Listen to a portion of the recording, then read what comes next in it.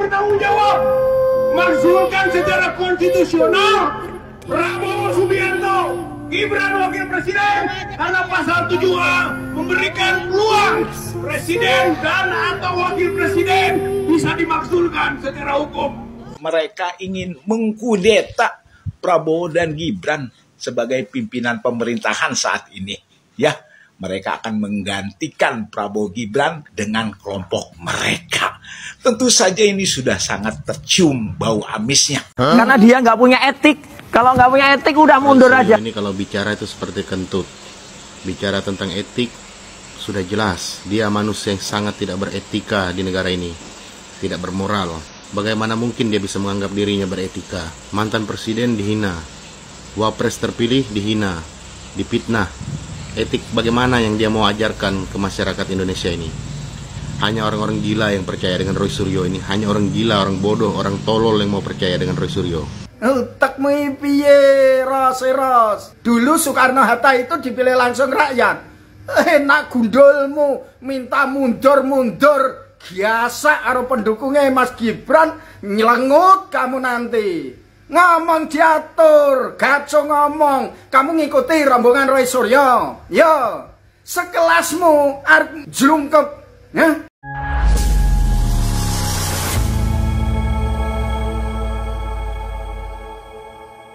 Assalamualaikum warahmatullahi wabarakatuh, saudara-saudaraku sebangsa dan setanah air dimanapun kalian berada. Semoga kalian selalu dalam kondisi sehat walafiat ya.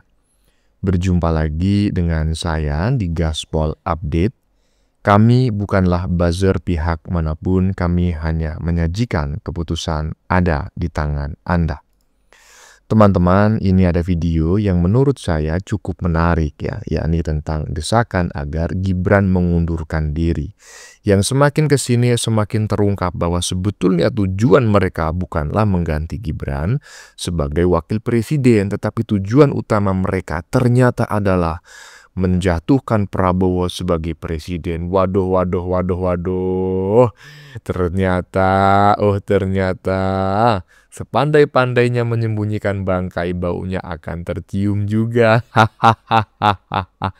Dari sini sudah paham kan apa sebetulnya tujuan mereka selama ini ya kan. Gibran, Jokowi ini sebetulnya itu hanya apa ya, kambing hitam aja. Nanti tujuannya itu berbelok, yang dihajar adalah Prabowo ya.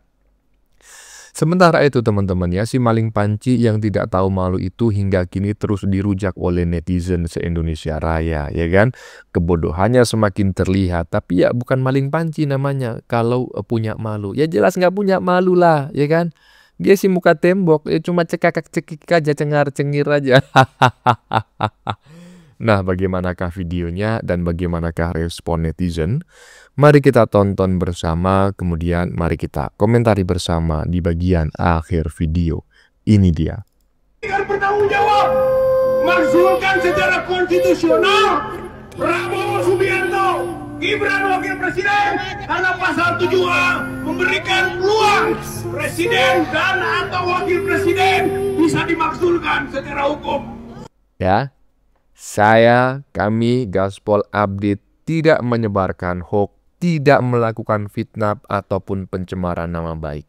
Kita udah denger bareng-bareng tadi yang disampaikan oleh si Rizal Padilla, aki-aki suara cempreng, ya kan? Yang saat ini nggak tahu di mana rimbanya, ya kan? Setelah kasus tuduhan ijazah palsu kepada Pak Jokowi sudah hampir ya kan mencapai klimaksnya, yaitu penentuan tersangka, ngilang bersama Mbak Egy dan kawan-kawannya.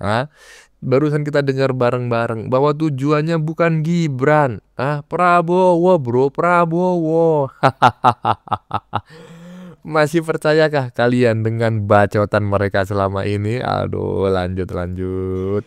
Isu pemakzulan Wapres Gibran oleh Panci CS ini sesungguhnya adalah pemakzulan juga terhadap Presiden Prabowo Subianto. Mereka ingin mengkudeta Prabowo dan Gibran sebagai pimpinan pemerintahan saat ini. Ya, mereka akan menggantikan Prabowo Gibran dengan kelompok mereka. Tentu saja ini sudah sangat tercium bau amisnya. oleh pemerintah kita saat ini, dan mereka gagal dan gagal lagi. Pemerintahan Prabowo Gibran harus terus waspada terhadap kelompok panci CS ini yang udah meracuni rakyat Indonesia. Waspadalah, waspadalah. Nah, iya, betul, ya kan? Jadi saya sependapat bahwa kita harus waspada, ya kan? Waspada kepada siapapun, ya kan? Kepada mereka yang selama ini itu seolah-olah itu menyerang Pak Jokowi, menyerang Gibran, ya kan? Makjulkan Gibran, beginilah, begitulah, inilah, itulah, ya. Karena sebetulnya itu bukan tujuan utama mereka. Itu hanya sebagai satu batu loncatan gitu loh. Satu step yang harus mereka lakukan, satu step yang harus mereka jalani, ya kan, untuk tes ombak gitu loh. Apakah memakjulkan Prabowo itu bisa dilakukan? Kalau mereka berhasil, ya kan, memakjulkan Gibran, maka nanti tujuan utamanya ya akan dilancarkan, yaitu memakjulkan sang presiden. Kurang lebih seperti itulah yang harus kita waspadai. Lanjut. Kita lihat di website KPU, ya. Di situ aja udah kelihatan. SMA-nya tertulis 2 kali. Masa ada orang mau SMA 2 kali? Kalau perguruan tinggi 2 kali wajar. Gelarnya beda. Masa sekarang adik-adik mau ngambil SMA 2 kali? Saya tegaskan sekali lagi, Bapak Gibran itu kuliahnya di Singapura. Untuk masuk universitas di Singapura, yang diperlukan adalah selesai secondary school. Tidak perlu selesai SMA, karena memang beda sistem pendidikan. Untuk selesai secondary school itu 4 tahun atau 5 tahun. Saya terangkan lagi, 3 tahunnya itu SMP, sudah diselesaikan di Indonesia. Berarti beliau tinggal melanjutkan 2 tahun di Singapura. Dan itu pun sudah dijalankan di Orchid Secondary School. Lalu masalahnya di mana? Orang masih ramai dengan bilang, kenapa SMA-nya cuma 2 tahun? Ya karena memang secondary school itu syaratnya cuma 5 tahun. 3 tahun sudah di Indonesia, 2 tahunnya tinggal dilanjutkan di secondary school sini. Dan kemudian di Indonesia ada yang namanya foundation. Itu yang jenjang pendidikan itu yang tidak familiar di Indonesia. Sulit untuk dipadankan dengan apa. Dan kalaupun KPU akhirnya menuliskan UTS itu sebagai SMA, menurut saya itu juga sudah tepat. Karena gini, data di KPU itu kan data publik yang dilihat oleh masyarakat Indonesia. Kalau KPU menuliskannya itu Orchid Secondary School sebagai secondary school, lalu UTS sebagai foundation, masyarakat bingung apa nih? Kayak gitu. Jadi menurut saya, KPU menuliskan Orchid Secondary School sebagai SMA dan UTS sebagai SMA itu sudah tepat supaya masyarakat paham, oh SMP-nya kan sudah jelas di Indonesia. Kemudian jenjang pendidikan setelah SMP kan SMA. Jadi itu untuk mempermudah masyarakat biar paham aja. Nih ya, karena orang tetap maksa, mana ijazah SMA-nya, mana ijazah SMA-nya. Di Singapura itu, mau orang manapun, nggak cuma orang Indonesia ya, karena waktu saya mengikuti kelas persiapan itu, teman-teman sekelas saya memang banyak lulusan SMP dari China, dari Thailand, even dari Brazil gitu. Mereka di negaranya masing-masing lulusan SMP, masuk ke Singapura, mereka ikut kelas penyetaraan.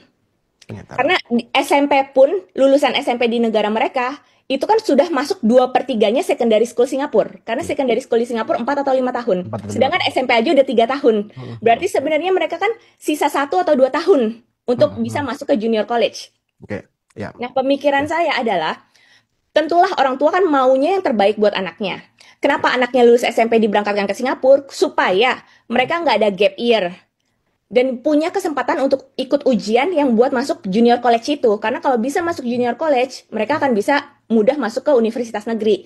Cuma kan dalam perjalanannya mungkin memang gagal masuk junior college, makanya jadinya masuknya universitas swasta kayak gitu. Jadi sebenarnya menurut saya, orang tuh heboh kayak berdebat soal mana ijazah SMA, karena di Singapura sendiri itu nggak ada istilah SMP SMA, adanya secondary school itu, dan 4 atau 5 tahun itu cukup.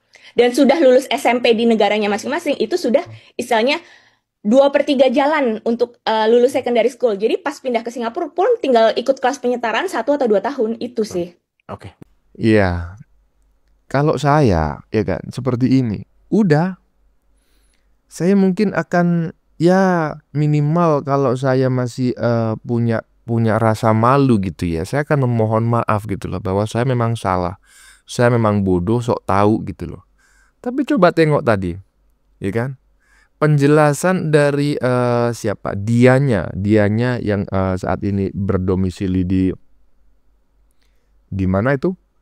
Di Singapura tersebut. Ini sudah sangat jelas gitu loh, bahwa pernyataannya si Maling Panji ini adalah pernyataan ya yang DUNGU gitu loh. Pernyataan yang tidak didasari oleh pengetahuan. Pernyataan yang didasari oleh kekosongan ilmu pengetahuan. Ya kan? Ya gimana orang nggak ngerti, mungkin nggak pernah ke Singapura dan tidak paham tentang sistem pendidikan di Singapura. Ya kacau jadinya, ya kan? Sok tahu isinya. Lanjut. Roy, Rismon, dan Tifa, kalau target Anda untuk mematikan karir Jokowi dan Gibran di 2029, maka saya minta Anda untuk naik kelas dikit untuk menyerang Jokowi dan Gibran. Kalau masih di kelas-kelas ijazah, Anda tidak akan berhasil. Anggap saja kau berhasil menggait 40 juta lah penduduk Indonesia. Otaknya berhasil kau cuci dan merasa percaya dengan apa yang kau bicarakan di mana-mana, di podcast, di TV. Tapi kau harus sadar bahwa masih ada 260 juta sisanya yang masih pakai logika. Masih berpikir logis, berpikir cerdas, masih merasa bahwa tidak terlalu penting untuk dihiraukan. Gerakanmu sekarang, materi seranganmu tidak berkualitas, tidak bermutu. Dan Anda akan lihat di 2029, yang Anda serang itu akan mengibarkan bendera kemenangan. Anda lihat nanti, kita buktikan 4 tahun lagi.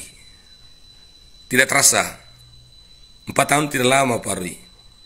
Saya hanya minta Anda sehat-sehat, supaya Anda menjadi saksi nanti pengibaran bendera kemenangan dari orang-orang yang Anda serang. Dan saya ulangi kembali, materi seranganmu diperbaiki dan harus lebih berkualitas. Nah, saya sependapat ya dengan apa yang disampaikan oleh netizen yang barusan, bahwa kalau masih tetap ingin gitu ya menyerang Jokowi ya, menjatuhkan Jokowi, memakjulkan Jokowi atau mungkin juga Gibran gitu ya, dengan apalah gitu tujuannya. Tolong gitu loh, pakailah narasi-narasi yang kurang lebih itu gimana ya? Yang lebih paten lah gitu, ya kan? Jangan pakai narasi-narasi yang mudah dipatahkan dan tidak populis di masyarakat. Pakai narasi tuduhan ijazah palsu, Jokowi ijazahnya palsu. Kemudian sekarang ijazahnya Gibran katanya SMA-nya tidak sah dan lain sebagainya. Ya mana ada rakyat yang akan percaya dengan kalian itu, ya kan? Dari 250 juta rakyat Indonesia, ya kan, netizen barusan mengatakan kemungkinan besar ada 40 juta yang percaya. Kalau menurut saya enggak lebih dari cuma 1 juta orang, ya kan? Kalau dikumpulkan tidak lebih dari cuma satu kabupaten di Indonesia ini yang percaya dengan cuci otak yang dilakukan oleh si Maling Panji dan kawan-kawan. Lanjut. Si Gibran ini, si tergugat satu ini mundur Pak. Semua keriuhan saya yakin selesai. Saya sudah tanya, makanya tadi kan sudah saya. Itu. Kalau ternyata dia mundur, ya, menjadi tidak sederhana loh Mas. Sederhana Pak? Oh enggak dong, saya pastikan tidak. Gimana? Kesalahan terbesar Anda, Subhan Sitolol, ada 58% rakyat Indonesia bersama Prabowo Gibran. Ingat, ada 58% rakyat Indonesia bersama Gibran. Karena dia nggak punya etik. Kalau nggak punya etik udah mundur aja. Ini kalau bicara itu seperti kentut. Bicara tentang etik sudah jelas. Dia manusia yang sangat tidak beretika di negara ini. Tidak bermoral. Bagaimana mungkin dia bisa menganggap dirinya beretika? Mantan presiden dihina. Wapres terpilih dihina. Dipitnah. Etik bagaimana yang dia mau ajarkan ke masyarakat Indonesia ini?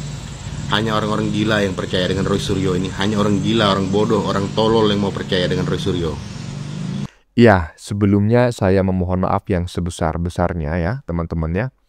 Jika ada kata-kata yang kurang enak didengar, kata-kata yang melanggar aturan, kata-kata yang melanggar norma, etika, dan nilai-nilai yang berkembang di masyarakat, saya disclaimer, saya memohon maaf yang sebesar-besarnya. Tolong di-skip dan jangan diikuti karena itu tidak baik ya.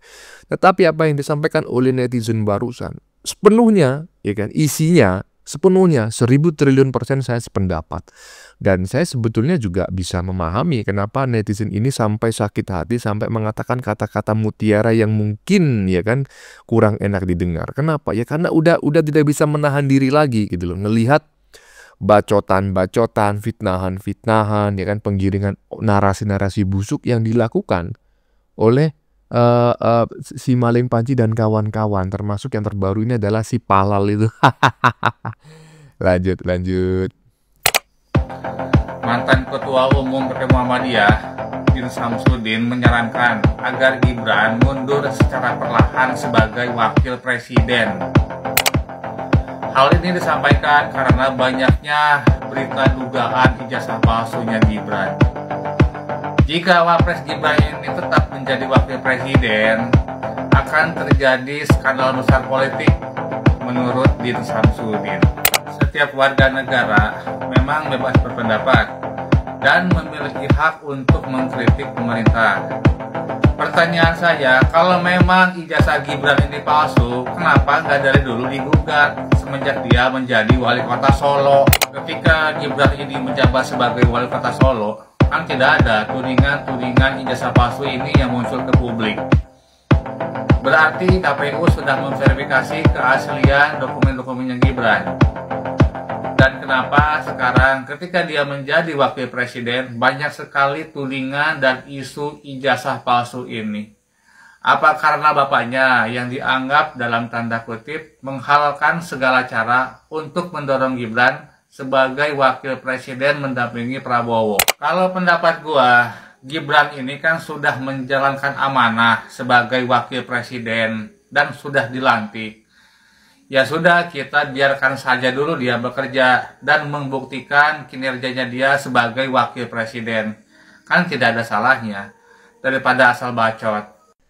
Aduh, ya tolong ditandai teman-teman ya. Saya tidak anti agama. Saya sebagai warga negara Indonesia juga salah satu pemeluk agama tertentu, dan saya juga menjalankan ibadah, ya kan, menjalankan ibadah yang diperintahkan oleh agama yang saya anut, begitu ya. Dan saya juga menghormati tokoh-tokoh agama, bukan hanya tokoh agama yang saya anut, tetapi juga tokoh agama lain yang tidak saya anut. Tetapi kalau ada orang yang macam kayak gini, ya kan, menggunakan simbol-simbol agama, macak dirinya adalah seorang ulama lah, inilah itulah, tetapi omongannya macam kayak gitu, tolong tandai wajahnya ini. Ini ulama yang belum layak disebut ulama, ya menurut saya. Lanjut. Bola GSP, iki lho, renek gluduk, renek petir, Kang Eros Jarot iki ngomong ngene iki bola. Minta Mas Gibran nunjukke ijazahe, nek ora mundur jare. Congore nek ngomong gitu. Gatake iki bola apa inti ngomong ke Eros iki. Kang, dapuramu. Iki gatake videone dokumen ya bola ya. Susah banget. Juga Mas Gibran, tampil dong. Ini ijazah saya. Nah kalau enggak, berarti ya kalau memang kamu nggak punya ijazah. Kok susah amat sih gitu ya. Jadi maksud saya, ya kalau enggak, ya mundur lah gitu kan. Kalau saya jadi Mas Gibran, lebih baik mundur menurut saya ya. Pak Hatta itu orang yang bisa dijadikan contoh ya. Bayangin kurang apa seorang proklamator berani mundur ya. Ros, Kang Eros, cara berpikirmu wis jumpalit.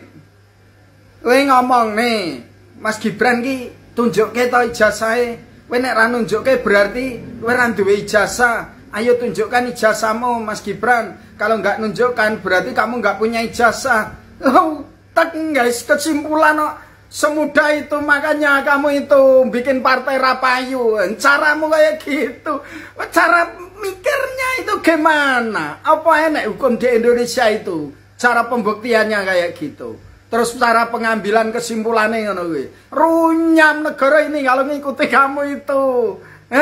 Arep ngikuti wong sing cuawak itu. Iya. Jangan gentar Mas Gibran, walaupun ini Eros sekalipun. Wes saate orang-orang ini yes sengkleh ini mikirnya. Eros. Terus selanjutnya Kang Eros, kamu membuat padanan dengan Muhammad Hatta yang mundur dari wapresnya Soekarno loh. Iki nek arep pengen ngei pemahaman ke masyarakat Indonesia itu yang jelas sekalian Ros. Kamu itu tendensius itu. Tahu nggak Muhammad Hatta itu kenapa mundur? Satu, karena sistemnya saat itu berubah menjadi parlementer. Indonesia parlementer. Iya. Enggak, Indonesia itu presidensial. Kamu itu sok minteri, ra ngerti yo nyengoi. Kedua, kenapa Muhammad Hatta itu mundur dulu? Karena nggak cocok dengan Soekarno. Nah sekarang Mas Gibran itu apa nggak cocok? Wah malah diacungi jempol karo Pak Prabowo. Terus ini sistemnya satu paket. Apa dulu dipilih langsung? Utekmu piye ros. Dulu Soekarno Hatta itu dipilih langsung rakyat. Enak gundulmu, minta mundur. Biasa karo pendukungnya Mas Gibran nyelengut kamu nanti. Ngomong diatur, gaco ngomong. Kamu ngikuti rombongan Roy Suryo. Yo, sekelasmu jlungkep, ya? Ambles tahun julungep. Pengen Eros Jarot pengen kowe jungkel melu rombongane Rismon, rombongane Roy Suryo. Ros. Dulu ya hormat kalau kamu. Sekamu statement kayak gini. Ros. Sok aku nggak minta mundur, tapi lebih baik Mas Gibran mundur. Bahasamu kaya ora ngerti yo. Nyelutik. Ya Ros, arep terus nih. Iya. Sudahlah, kemarin itu orang dukung Prabowo Gibran. Sudah, konangan, ketahuan, tendensiusnya, ketahuan apa yang tersembunyi di balik kalimat-kalimatmu itu. Ya, ajari generasi muda ini dengan yang sebenarnya, bahwa Mas Gibran itu legitimate untuk menjadi wapres. Lolos semua prosesnya. Mas Gibran itu logikanya gimana bisa kuliah kalau tidak ada SLTA. SLTA-nya modelnya seperti apa itu kan lembaga pendidikan yang bersangkutan yang tahu. Dengan kementerian, bukan Suryo Roy, bukan Eros Jarot Eros. Itu sudah ada lembaga yang meratifikasi. Kan gitu. Terus kamu seakan-akan mau membalikkan semua lembaga hukum Indonesia ini salah semua. Sing pinter kowe karo rombongan. Ketika Mas Gibran itu jadi wapres satu paket dengan Pak Prabowo. Yang milih kamu. Kayak kira milih. Yang milih masyarakat Indonesia. 58% lebih. Terus mau kamu kangkangi, arep mbok kilani. Iya, mbok kilani yang seakan-akan kamu orang yang sangat pintar berpolitik. Dulu iya, mungkin kamu dengan Megawati gitu. Sekarang enggak, Ros. Enggak. Dunia sudah lain, bro. Berikutnya, kinerja Mas Wapres. Apa Mas Gibran kinerjanya jelek? Kowe iki mlaku jalan-jalan kalau perlu ngikuti Mas Wapres kemana diutus Pak Prabowo itu. Di mana tingkat penerimaannya? Paling sing ra nampa rombonganmu. Ya hanya berapa persen kemarin? 16. Satunya 24. Kuwi itu gembar ngomongkan. Bolo, ayo kita ngomongkan. Ayo ini kita lawan. Ayo ini kita kasih pemahaman yang seimbang. Koyo-koyo pinter-pinter arep madakne Mas Gibran dengan zamannya Soekarno Hatta. Wah, urip ora neh. Hiduplah tahun 45-an, 60. Ya? Iya. Rakyat sekarang, masyarakat sekarang, generasi sekarang itu mudah mendapatkan informasi, mudah mendapatkan data, mudah mendapatkan fakta, mudah mendapatkan sumber. Walau kamu kemas seakan-akan kamu itu orang pinter, ala pret di hadapan anak-anak sekarang itu. Wes toh, kamu bikin padanan. Oh, dulu Hatai gini. Enggak begitu lama, anak-anak sekarang itu sudah tahu. Oh dulu masalahnya seperti ini. Terus arep mbok padanke dengan Mas Gibran. Malah ketok-ketok kayak karo kamu. Piye kage Ros? Ros Jarot lo ini, Jarot Eros. Oke, Bolo, tetap semangat, mantap, yes. Gini loh, ya kan? Gibran ini sudah pernah menunjukkan ijazahnya di hadapan publik, ya kan? Sudah pernah dulu di hadapan publik ya.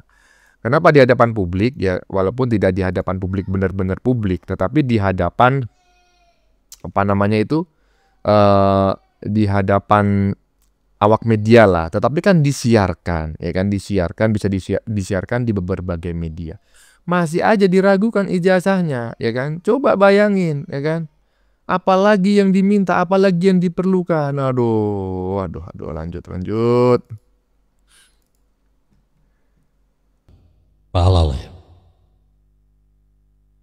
Anda menggugat Gibran dan KPU, gugatan perdata Anda itu ya, terhadap ijazah Gibran yang saat ini sebagai wakil presiden Republik Indonesia. Nilai gugatan Anda itu kan 125 triliun lebih. Ya, alasan Anda bahwa ijazah tamatan Gibran itu kan tidak diakomodir. Undang-Undang nomor 7 tahun 2017 tentang pemilihan umum, pasal 169 huruf R. Ya,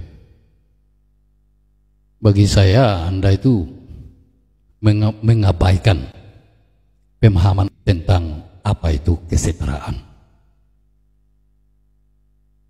Yang namanya ijazah, ya kalau sudah setara itu kan artinya sudah sederajat secara kualitatif maupun kuantitatif itu sama. Ya.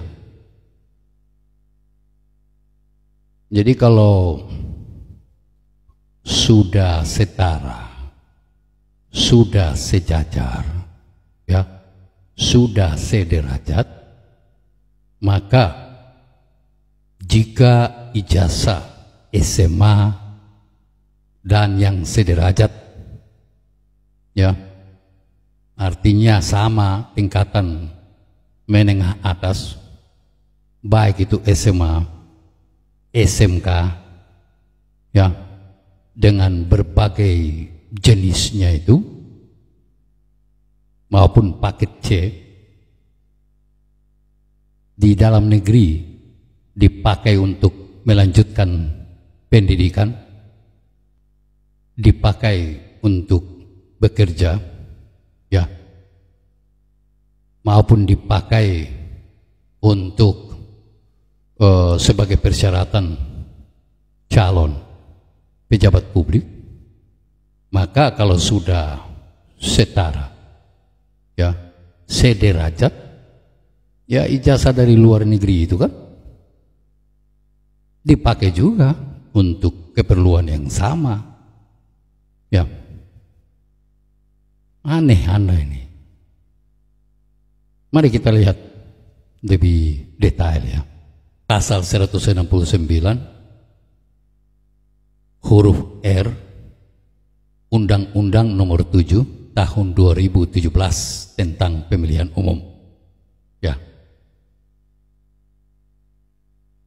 Persyaratan menjadi calon presiden dan calon wakil presiden adalah, ini butir R-nya, berpendidikan paling rendah, tamat sekolah menengah atas, madrasah aliyah, sekolah menengah kejuruan, madrasah aliyah kejuruan, atau sekolah lain yang sederajat.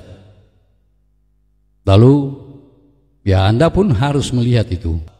penjelasan pasal demi pasal 169 huruf R itu ya, bahwa yang dimaksud dengan sekolah lain yang sederajat antara lain, ini antara lain sekolah menengah atas luar biasa dalam kurung SMA LB, pondok pesantren Salafiyah, sekolah menengah teologi Kristen, dan sekolah seminari.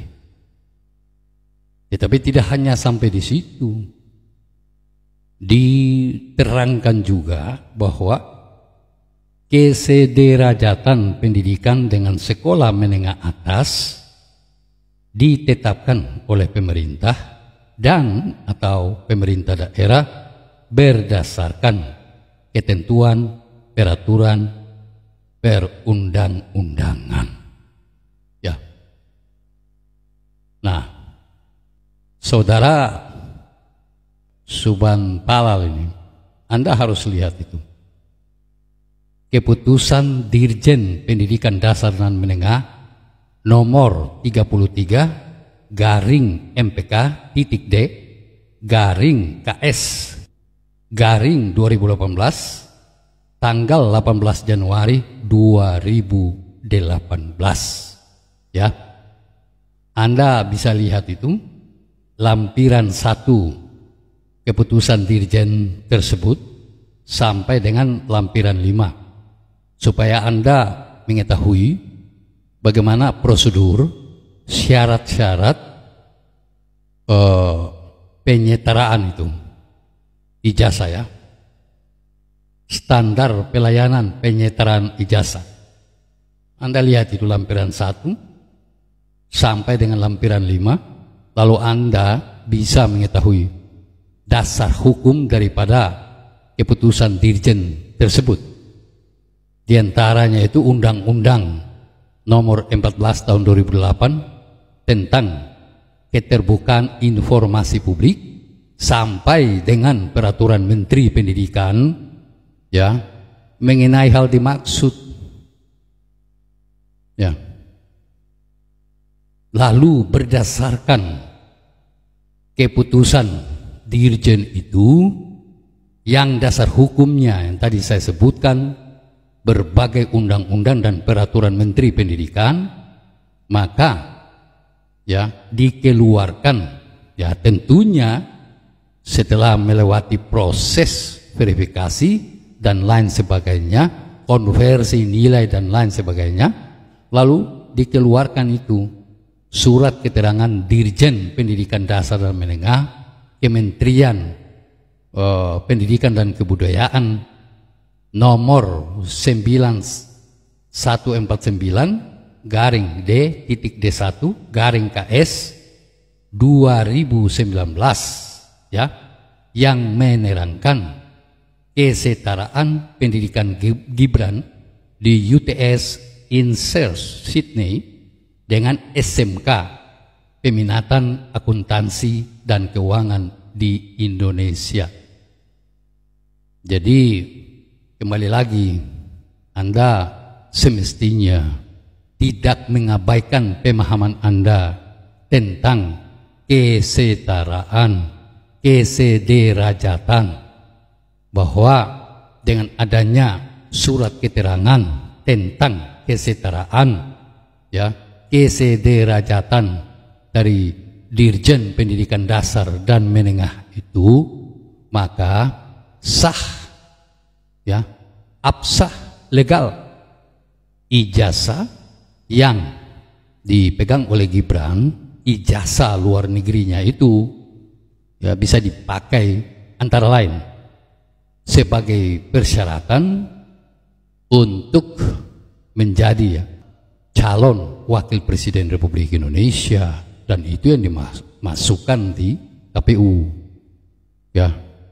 Jadi saya pikir Anda punya gugatan itu kan itu akibat daripada Anda sendiri mengabaikan pengetahuan dan pemahaman Anda tentang kesetaraan, kesederajatan, meliputi prosesnya sampai dengan ketentuan keputusan yang bersifat tetap tentang keabsahan kesetaraan ijazah itu.